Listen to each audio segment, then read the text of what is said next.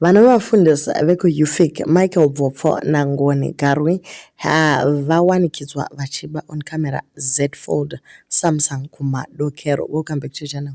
Please don't forget to like and subscribe. Zvinhu zvacho zvinonyadzisa. Vakomana ngavanhake vanga vauya kuzotenga ice nezvimwe zvinonwiwa but avawana paine phone pacounter ndobva vakonewa kuzvibata ndokuba vatoita zvokusvitsana, uyo achisvitsiwa achiisa muhomwe ndokutarisa kuti tiri kuonekwa nani.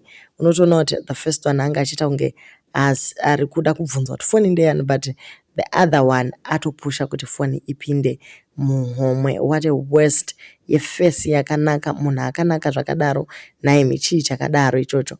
Okay, but at least manetizens ari kuti at least havasirivo makandiwa chaivo vaba vanhuwo vanopinda chechi ikokoko. Kungoti mari yeoffering maybe haisi kukwana.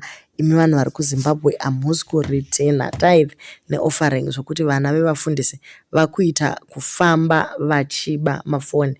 Do leave your comments on what you think. Koka kana ukaita mwana mufundisi ndibaba vako, iwewe hauna calling, ungoriwo mwana wamufundisi. Ende pamwe vafundisi havakudzi vana vavo nenzira yakanaka nekuti vanenge vari busy vachimboita gather the flock, vana vachirasika in the long run. Mapastors akawanda, they are never there, they are not present for their children. So vana vacho yei mapastors kids vane misikanzwa isingaiti nekuti vanoleka vana baba.